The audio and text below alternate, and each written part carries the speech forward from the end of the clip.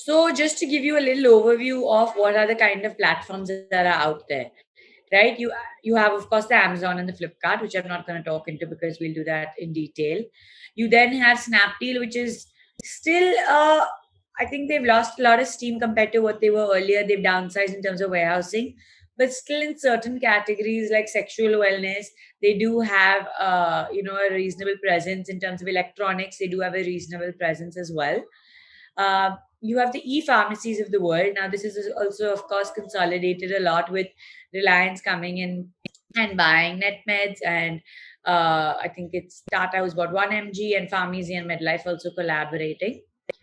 You have Mintras, who are apparel focused, Nykaa, who's beauty focused. You also have new platforms like Sublime Life, Vanity Wagon, which are more into the clean makeup, clean skincare, kind of curating marketplaces just for that. You have Misho, Dealshare, Glow Road, which is a lot more to do with social commerce. Big Baskets of the world, Big Basket Grow First, tapping into the food category. They also, of course, do health and wellness, but and beauty and personal care. But strength is typically food. Uh, Nykaa Purple, both in the beauty space mainly, but of course they have also launched verticals, like Nike launched verticals of fashion. They're launching verticals in the furniture space. So it's got a very good clientele for women focus. It's got a very good platform for discovery of new brands. However, marketing on it is extremely expensive. Trell is a new platform as well. I think when TikTok kind of went away, according to me, personal view is that Trell kind of ate into that vacuum very well and very quickly. So they offer the whole influencer marketing piece plus commerce. Right now, they are mainly doing health and wellness categories. Sports nutrition is a huge focus. Men's grooming is a huge focus. But they will be launching fashion and food shortly, right? So these are just a few of the other large players. I think you can always list on many platforms, but you kind of need to be a little cognizant of how much time does your team have, and maybe start on the bigger guys first and then trickle down to the smaller players. So I think this is something that you need to kind of speak to a lot when you first list on Amazon, right? Which node in Amazon do you actually fit into? Now your product can maybe fit into multiple nodes, but you need to kind of figure out where are your competitors in which node kind of has the most traffic, where should you be placed, and how do you figure this out? I mean, if you're part of the launchpad team, then you can definitely have conversations with them. If you have relationships with your category manager, that's a great way to ask. There are many tools. Like one of my favorite tools in this space is something called Seller App, right? And they actually help you, guide you through this whole process of listing your keywords, even your advertising, right? So doing a little research though by yourself first to kind of study what is a node in which some of your competitors lie, according to me, is very important. Listing on Amazon, right? I think that this is something sometimes where brands go really wrong. There is a simple science towards it, right? You need to figure out what are the keywords in your category that your product follow. You need to give the customer the right information for them to click on your title. Your title and your image is one of the first things that customers see, right? If you even go on Amazon and just search, be it on your mobile app, you will see what appears first. So product title is typically your brand name plus your product name, the benefit, and size and quantity, right? So minimum 60 characters is what you should be looking at. Of course, you can exceed it as well. These are just few examples that I kind of used to mimic.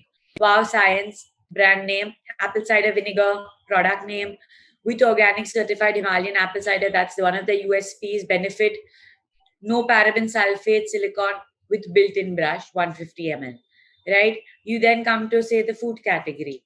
True Elements rolled oats, 1.2 kgs. Gluten-free oats, healthy breakfast cereal, diet food super saver pack. I guarantee you that many of these words that they've used are also very highly searched keywords as well. Then comes your description, right? It needs to be in the bullet point form.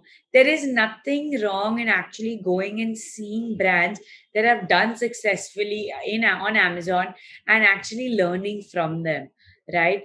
Go study Wow, go study Mama Earth, Boat, Femora, Me Security, True Elements. Some fantastic work that they've done in terms of growing on Amazon as well. And you can learn from them. You see the way their crispness in their content, the way their images are, it adds a lot of value. So even in the description section, right, the left one is True Elements and the right one is one of Mama Earth.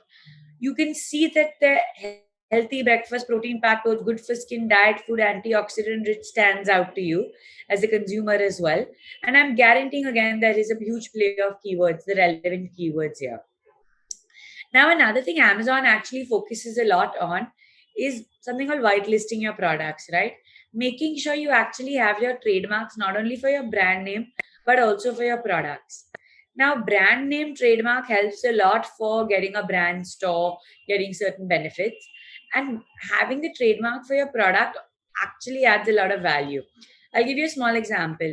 One of our products is HerboFit, which is Chyawanprash in the form of a capsule. We saw another brand sell a product called HerboFit on Amazon. Now, we own the trademark for this product in this particular category. So, we wrote a case to Amazon saying, how are you allowing this to happen when we own the trademark? Where are your checks and balances? Within 5 days, the product was removed from Amazon. Amazon apologized to us. All the money that they made, right, in terms of commission, from selling this, it wasn't much, but still, from selling the other HerboFit, they gave it back to us. Right? So that is the power, I think, of Amazon and actually having your paperwork in place. Don't ignore it for sure. Images, right? So I'm not going to go into the details. I mean, you can go through Amazon guidelines, but follow them, right? Having 1,000 pixels per 1,000 by 1,000 pixel is extremely important. Making sure you follow their rules of having the white background, extremely important. Not putting claims, extremely important, right? Typically you should have 5 to 6 images, right, within your scroll of Amazon. Videos is now gaining a lot of momentum and a lot of traction, and people are actually spending time on it. So try and have one video at least. You can have, I think, up to 3-4 videos depending on your category and what gets approved, but definitely add videos to the mix. So this is Mama Earth, right? First image is a hero, just front image. Then they kind of put it smartly, right? They've put a testimonial, they've put a how to use, and they've put a benefits of the product car video as well. So they have 3 videos when you kind of go in the video section. A little more ingredient based category, right? Image, you can see that the core ingredients are around. They talk about the other products within this range. So they kind of are cross-selling and upselling to you that they have not only a face wash, but they also have a face scrub and a face serum. How to use direction, not just with text, but also with imagery. I think the way they've done it, right? Applying a coin size amount, massage gently, rinse with warm water. Very simple and easy to use. And then again, highlighting, driving through the main benefits of the product. All their coloring images, if you see their website, if you see Amazon, all this matters, right? In the yesterday we spoke about brand. You need to be able to kind of speak the same language across platforms, across your website. It needs to be consistent for a brand to have full trust in it, and to actually, that brand recall needs to keep coming into play. True Elements as well, they had a video of they have it more to do with recipes of how to use a product. Image, back image, they did a whole rebranding, so they kind of showing you the before and after, what the product, you can use it for, what the benefits are of True Elements versus other oats. Now, I'm not a fan personally of ever putting any other brand name, right? Don't ever do it like my competition versus that. Muscle Blaze did it with Herbo Build, to be honest, our own product, and good luck to them. But I think saying it like how True Elements is done, like other brands rolled oats, makes sense. But putting a competitor's name, I don't recommend. And then Boat, right? They have stayed very, very core to their branding. Clean, bold, out there, right? You want to, even these images of the technical aspects, you want to buy these products, right? And they have gone fully on the imagery part of it. But even their first image is white. So Amazon, we all know, has its own search engine. I look at Amazon as a marketing channel as well, right? Few little tips that I learned on Amazon listing.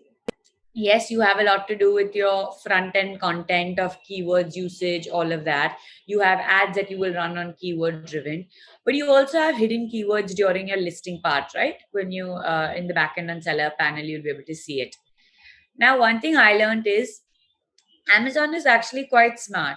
So, say for example, if I had HerboFit, right? The moment I put Chavanprash, comma, capsule, comma, natural, Amazon will keep thinking to look at only the word Chavanprash, only the word capsule, only the word natural, only the word Ayurveda. If I have Chavanprash space, capsule space, natural space, immunity space, Ayurveda, I'm letting Amazon actually pick what is the best combinations that I can use within that to make my product stand out. So don't add commas, add spaces, right? Try and keep it to 250 character limit. I think it just works the best. And you can keep changing these keywords as well. We were obsessed at Amazon search bar, right? Keep going on the search bar, typing what you think customers would look for your product, your brand name for sure, but also regular keywords, right? Like Chavanprash, Amla, Hair Care, Ayurveda, Natural, whatever you think relates to your category and product. Keep searching and seeing what appears. Do you appear? Do you not appear? At times you won't appear because it's a conscious decision that it's too expensive for you to appear. That's fine. At times you won't appear because you may think it's too generic for you to appear on this. That's fine.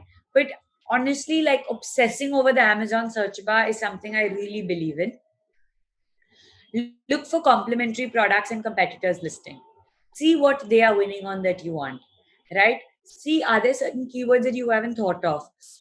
Are there certain low hanging fruits that you can add to yours, right? So be aware. Put your own USP products, and like Arjun discussed yesterday, you should be aware of what your competitor is doing, but you should not go and just replicate them completely. We used to have a weekly meeting between our Google team and an Amazon team, to be honest. So our performance marketing team for our own website and our third party marketplace, just to chat, to talk about, okay, are there any products that are trending more than the other? Are there certain keywords on Google AdWords that's working? Are there certain keywords that are working better on Amazon? And leverage that knowledge, right? So if we found out like something like Giloy actually for us started picking up on Amazon first, and then we realized that it actually picks up, started bidding on it on Google. Similarly, we would find like piles as a category that we realized is picking up on Google, started implementing that on Amazon. So having this conversation, leveraging your own team's resources to kind of build each platforms definitely works. There are tools out there, Ahrefs, Amazon, a T tool. I personally also think Seller app is a great tool to help you with this. Bestseller ranking and Amazon choice. You would have seen these two tags a lot. This does play a huge role in the mind of a consumer when they're trying to buy it, right? Now, bestseller is a combination of your rating, your sudden sales growth, um, your keyword performance, how your brand is grown, product has grown, everything. It's not only, it doesn't mean that it's the highest selling SKU in that product, in that category, but it's actually one of the most successful. So even your content is right. Many brands, what they do is very frequently, like twice a week, they'll do certain products on lightning deals because it shoots up your, uh, it shoots up your revenue typically and helps you with the ranking. Amazon choice also, obviously ratings, all of these things matter, but it's much more to do with the quality of your keywords and content for Amazon choice. Amazon choice actually started when Alexa launched, and Amazon didn't realize, like, so when you actually say, right, diapers, Alexa, I want to buy diapers. How does Amazon know which diaper should they recommend first? So it's a lot more to do with the content play, not as much as to do with the sales as a bestseller ranking does. This is how, search. Face cream, you see how people are searching. And this keeps changing, and you have to literally become obsessed with it. According to me, there's no shortcuts to this. Operations on Amazon, right? There are many different ways. FBA is when you basically add Amazon warehouses to your GST. So per state, you will have a GST certificate and you will add Amazon's warehouse to your GST. The way it works is it's a stock transfer from your warehouse to Amazon's warehouse. And when it sells to a last mile consumer, then it's when it's booked as a sale, right? So when you have bulky items specifically, when you want to get more regional coverage, things like FBA definitely help. Easy ship is when Amazon comes and picks it up from your warehouse. This is a good way to get started if you're still new. Self ship is when you kind of ship it yourself. I don't particularly recommend that. I think easy ship is a better way to do it. Seller Flex is something that's relatively come new, and they don't offer it to everyone, but I think it's something that really was a game changer. It basically lets your own warehouse become an Amazon warehouse. So yeah, you have to do certain things like get certain printers in place, generators in place, packaging material in place, be operational 7 days a week, but it gives you all the benefits of having FBA within your own warehouse. So it helps you for stock planning. It helps you for when you want to launch a new product. You don't have to go through the 10-12 day cycle of FBA. You can launch it quickly through Sellerflex. So definitely highly recommend it. APOB is when you add an additional place of business. ATS is a tool you can use that Amazon offers for you to actually ship your goods to FBA. STN note, right? The stock transfer note. Now be damn careful, right? Amazon is really particular about their processes. It can be painful, but I recommend that you'll actually spend time getting it right. I'll give you another example. STN note is basically when Amazon comes to pick up your goods from your warehouse and take it to their own.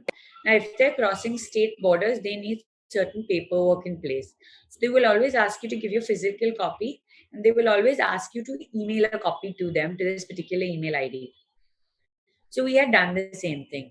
I got a call from our category head saying, we've got a big problem with your shipment, and we've been stopped by the border patrol because there's some GST issue, and you have to pay a fine of 2.5 lakh rupees. So we were like, what the hell?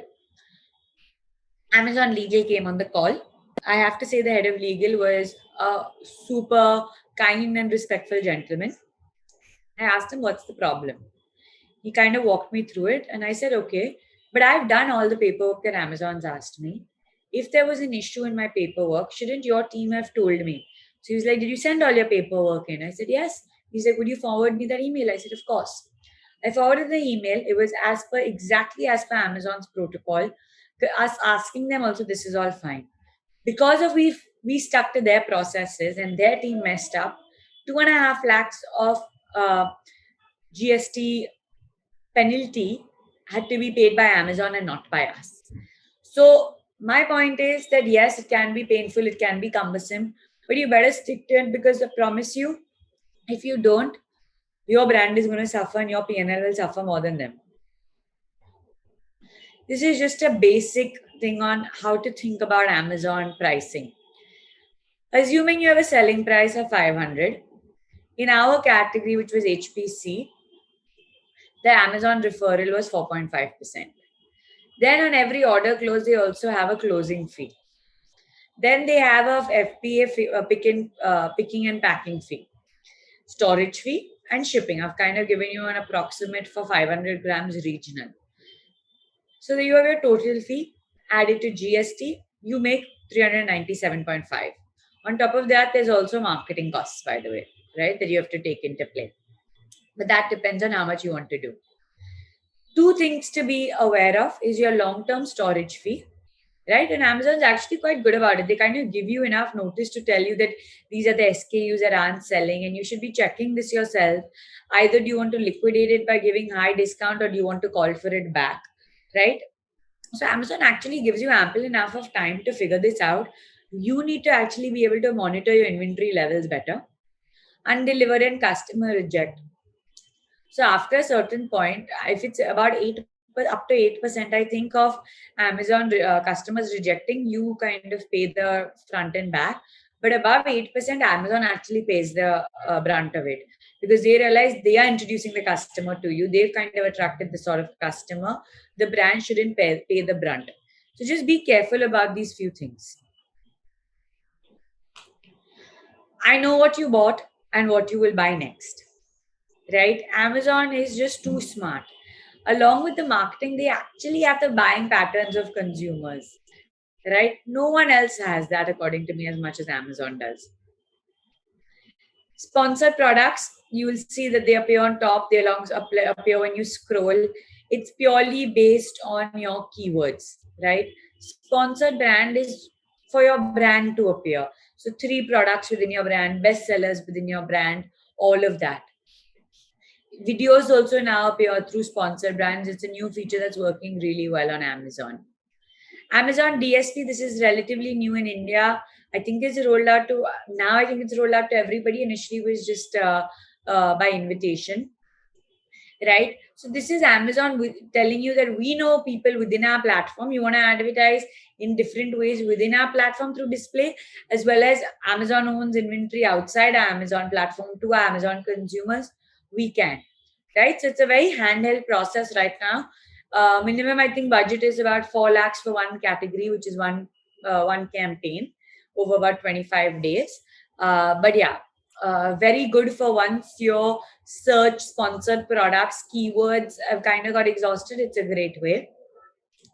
Lightning deals, coupons, super value deals, all this, when you participate in all this, it helps you with the Amazon algorithms, right? So when you think of also sponsored products, think of it in few buckets, right? We always used to look at it as our brand, protecting your brand. There are 2 schools of thoughts on this as well. Some people believe you shouldn't spend on your own brand, and you should not bid on competitors and competitors not bid on you. Now that's a very good thought to have. I think practically it's not possible. Then you bid on your category keywords, and the third one, which is the least which is the most expensive and least and highest take cost and lowest ROAS, is competitor. But when it comes to competitor, you need to be smart and do it in terms of where do you actually have an edge? Is it a price? Is it a benefit? Is it a delivery timeline? Is it reviews that you have better? That's when you need to go after competitor. I'll give you an example of ours. Giloy is a product that started picking up. You will all remember this during lockdown, right? When people started talking about what do you do, Giloy became a herb that people really started going after. Demand was very high. Himalaya, one of the most trusted brands according to me in Ayurveda. Their product name is called Guduchi. It's not called Giloy. People don't know Giloy Guduchi, right? What is it? So we started advertising, and ours was called Giloy. As simple as Giloy, packaging and Giloy on it.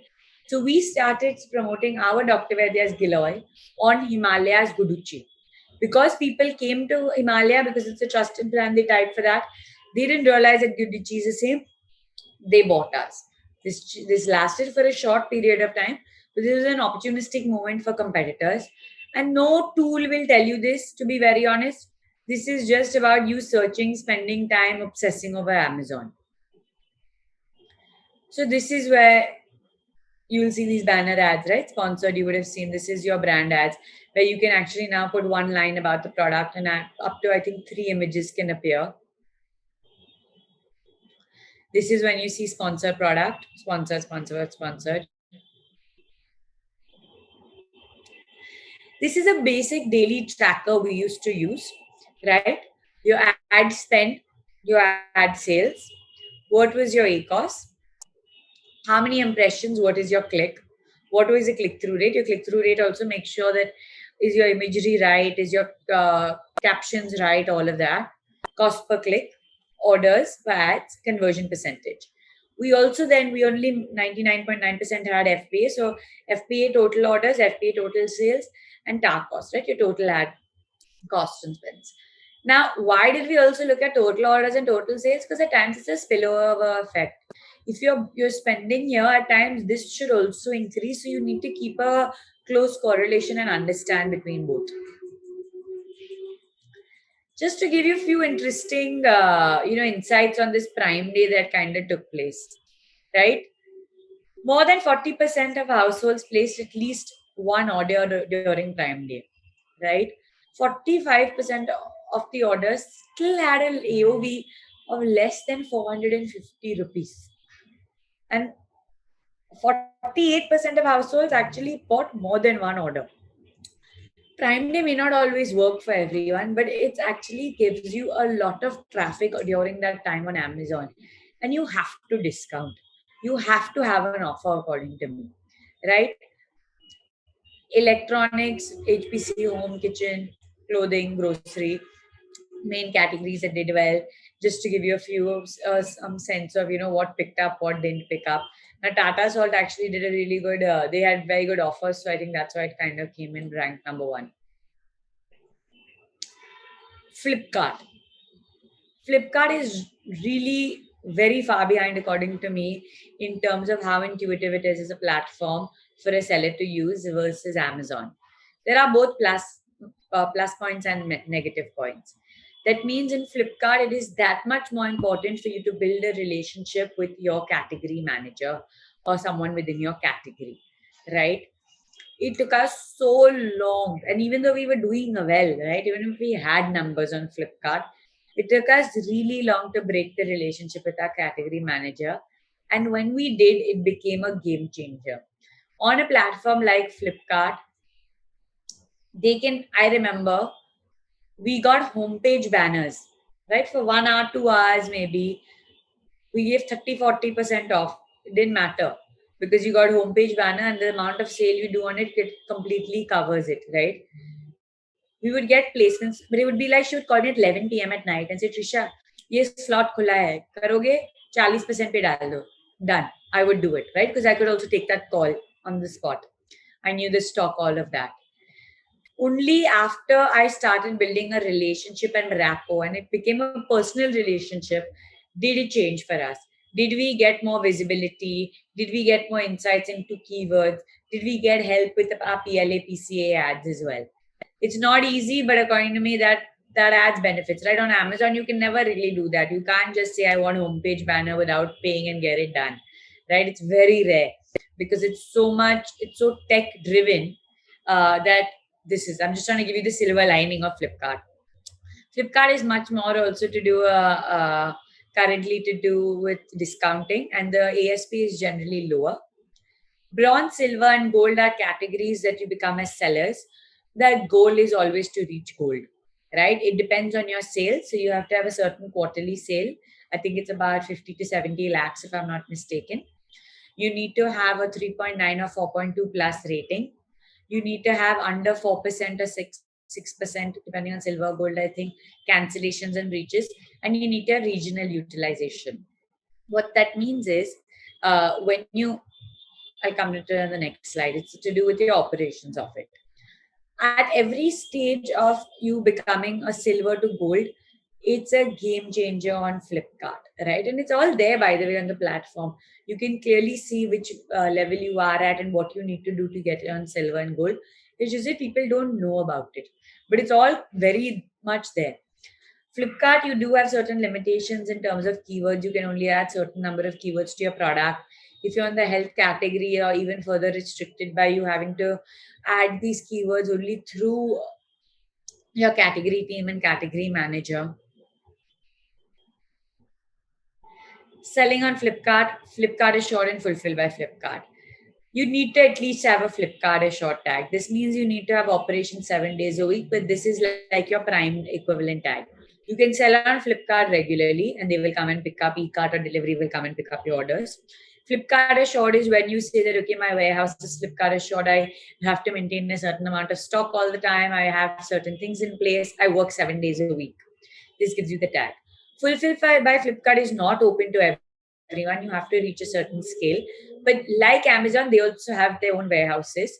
And this helps you with reducing your breaches, reducing your delivery timeline significantly. Now you have to reach gold. You need to have good utilization, meaning you need to have good presence in north, south, east, and west of the country, right? It takes time. It's an extremely cumbersome process to get your appointments, schedule it, get the pickup done, get the inward done. You do it once, twice, write an SOP, you'll figure it out. Uh, like Amazon, you in our case, HPC category, Flipkart had a higher commission of 6%. Shipping fee was also slightly higher for us on Flipkart. Collection fixed fee. Typically, we made a little less on Flipkart always than we did on Amazon. I also find that overall your breaches and return rates are a little higher because the Flipkart customer is slightly different from the Amazon customer. But there were months that our Flipkart sales were equivalent to our Amazon sales. There is a lot to do with Flipkart ads now. So if you're in the grocery category, I think they have a new platform. There, the ad platform is a lot more developed. So I would definitely look into that. Truthfully, the only types of ads I've tried are PLA and PCA. I haven't yet explored the other ones. So I can't comment more on those. Banner ads I got in terms of barter for discount. I didn't ever pay for a banner ad. PLA and PCA, the problem with Flipkart is it's not an intuitive platform. It takes time. So you actually calculate ROAS in a 28-day window cycle, not in a 7-day. So optimizing it and all becomes a little tougher. Again, I think over here you need to have someone inside Flipkart. It doesn't matter if you have an external agency who says that they know they are experts on Flipkart. I believe till you have an inside person on Flipkart within the ads team. So your category team cannot guide you into the ads team. That's also equally important.